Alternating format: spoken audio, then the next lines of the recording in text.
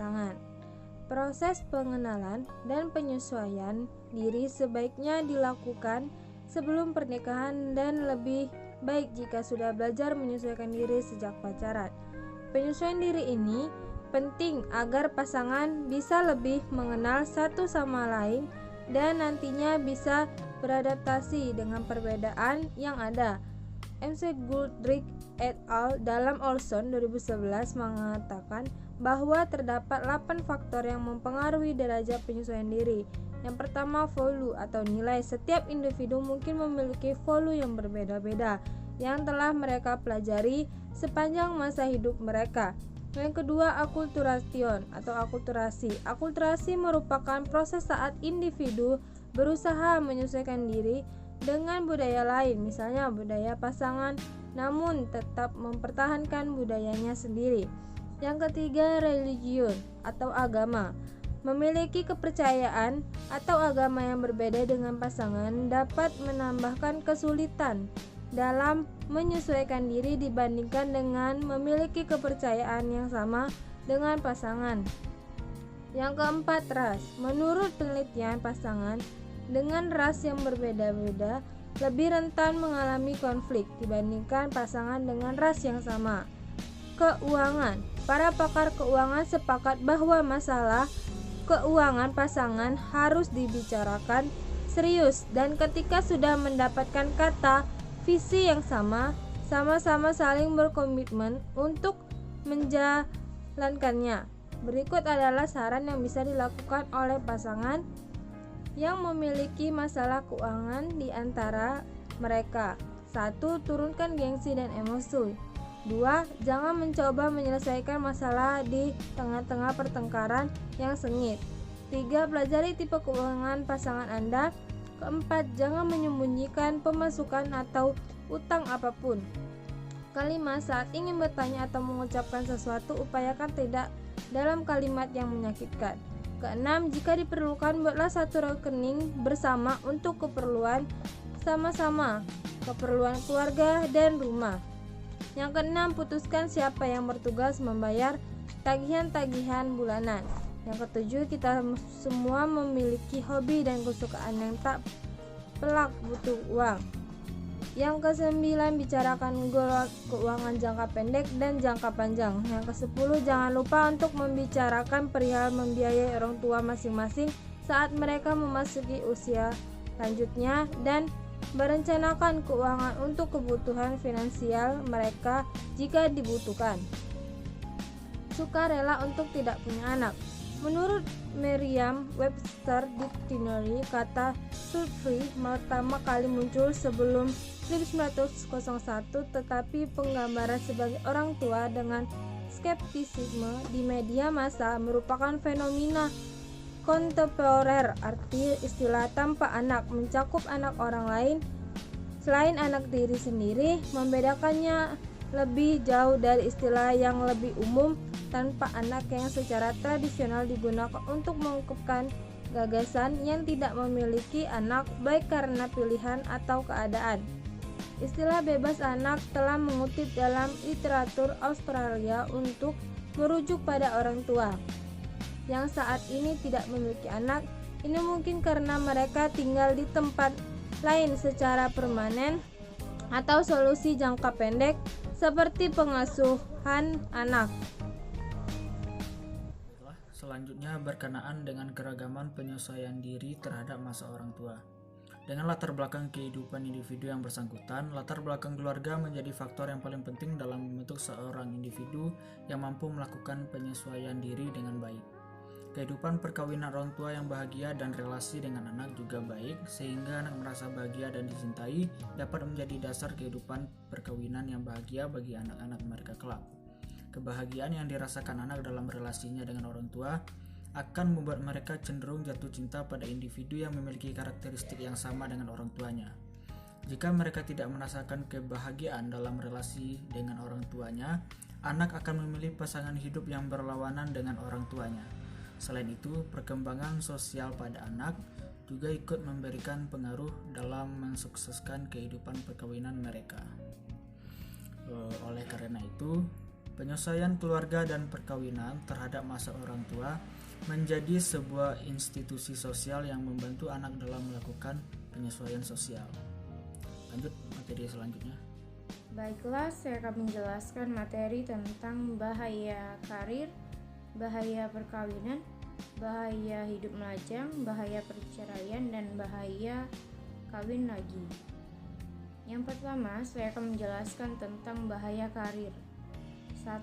Mudah depresi. Seseorang yang ambisius mengejar karir tentunya tidak mempunyai waktu untuk melakukan aktivitas lain selain pekerjaan. Dengan itu bisa memicu depresi karena seseorang itu tidak pernah melakukan aktivitas lain atau seperti berolahraga, bersantai. Itu dapat memicu stres dan dapat memicu seseorang itu mengalami depresi. Kedua, antisosial. Seseorang yang sibuk dengan urusannya atau seseorang yang selalu mengutamakan pekerjaan dan mementingkan karir tentunya jarang menjalin hubungan dengan orang di sekitarnya atau lingkungan yang ada di sekitarnya. Ketiga, tidak terkalahkan. Orang yang selalu mengejar atau selalu mengutamakan karir, tentunya dia tidak ingin terkalahkan dengan orang lain, dan tentunya dia akan menjadi nomor 1 dan akan selalu mengejar target sehingga membuat dirinya tidak terkalahkan. Yang kedua, saya akan membahas tentang bahaya perkawinan. Bahaya perkawinan bisa membahayakan kesehatan mental dan dapat memicu penyakit seperti gangguan kesehatan seksual, kanker rahim, dan gangguan kehamilan bisa juga terjadi. Ketiga, bahaya hidup melajang. Seseorang yang hidup melajang dalam waktu yang cukup lama bisa menyebabkan pengerasan pada arteri dan dapat menimbulkan tekanan darah naik. Keempat, bahaya perceraian. Bahaya perceraian itu bisa berdampak buruk bagi anak. Bisa menyebabkan anak itu menjadi cemas, stres, dan trauma akibat perceraian tersebut. Dan dapat menghilangkan hubungan atau memutuskan hubungan yang awalnya sudah terjalin, tetapi akibat adanya sebuah perceraian, hubungan tersebut menjadi tidak dekat lagi atau telah lost kontak dan menjadi sangat canggung. Kelima, bahaya kawin lagi. Bahaya kawin lagi ini bisa membuat seseorang yang menikah lagi ini mengalami sisi yang trauma atau ketakutan untuk memulai hubungan yang baru, karena bisa jadi sebelumnya dia merasakan kegagalan di pernikahan yang pertama. Makanya ada sisi rasa takut dan trauma yang dia rasakan saat ingin memulai atau menikah lagi. Dan juga seseorang yang ingin menikah lagi lebih harus mengontrolkan diri atau memeriksakan diri, takutnya ada bahaya kesehatan yang terjadi kepada seseorang yang menikah lagi, karena sebelumnya dia juga sudah menikah. Jadi disarankan untuk orang yang menikah lagi untuk mengecekkan tubuhnya atau dirinya kepada dokter apakah ada penyakit di dalam dirinya atau tidak. Baik dirinya atau pasangannya harus memeriksakan diri ke dokter. Perkenalkan, nama saya Rika Zahra. Di sini saya akan menjelaskan materi tentang keberhasilan, prestasi, kepuasan, dan penyesuaian diri pada masa dewasa dini. Yang pertama yaitu keberhasilan. Keberhasilan seseorang dalam mengatasi masalah hidup di masa dewasanya mempunyai pengaruh terhadap konsep dirinya, karena melalui kehidupan seperti itulah kepribadian seseorang tersebut terbentuk.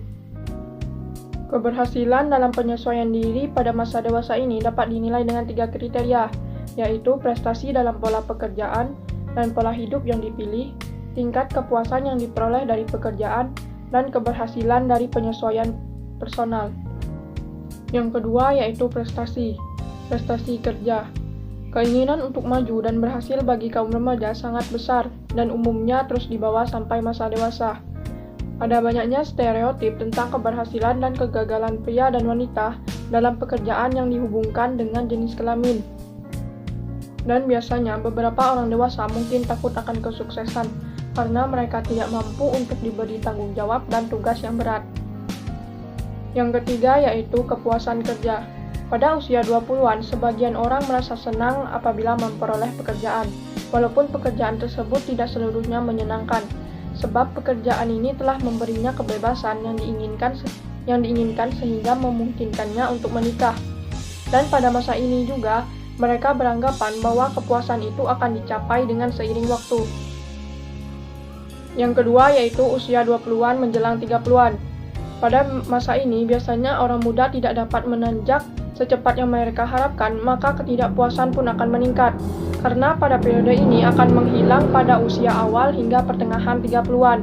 Dan biasanya setelah masa ini, rasa puas pun akan meningkat sehingga prestasi mereka dapat meningkat juga dan imbalan keuangan pun juga semakin besar. Dan jika pekerja yang puas dengan pekerjaannya akan menjadi lebih berdedikasi terhadap pekerjaannya dan lebih loyal terhadap organisasinya.